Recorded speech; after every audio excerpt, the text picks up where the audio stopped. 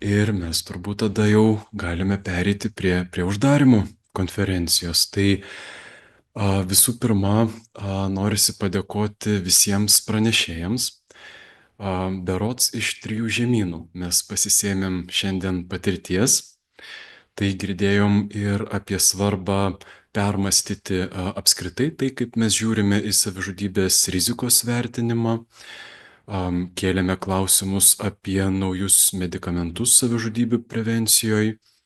Pasižiūrėjom ir iš tokios sociologinės perspektyvos apie alkoholį ir savižudybės.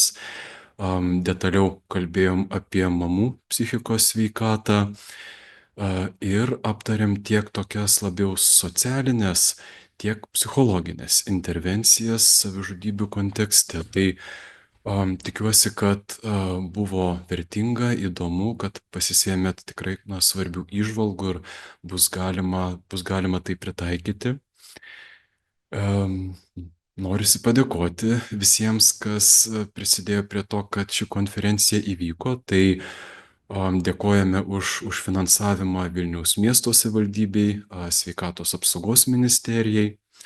Dėkojame už pagalbą organizuojant konferenciją Higienos institutui, savižudybių prevencijos mokytojų asociacijai. Už visą techninę pagalbą vykdant konferenciją, tai dėkojame įmonei Konferenta. Ir žinoma, norime labai padėkoti mūsų vertėjoms Nomedai ir Monikai. Ir visiems klausiusiems, dalyvavusiems, rašiusiems klausimus. Tikrai ačiū už įsitraukimą ir, kaip ir minėjome, tokį rekordinį registravimąsi šiai konferencijai.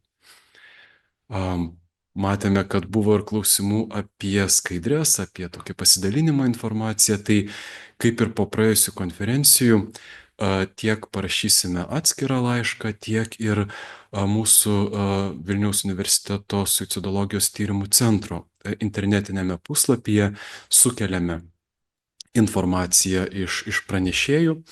Tai galite ir dabar pamatyti ankstesnių konferencijų medžiagą ir po kurio laiko pamatysite ir šios konferencijos medžiagą. Tai dar kartą visiems ačiū, gražaus sniego, jeigu jį matote, ir gero poilsio savaitgalį. Iki.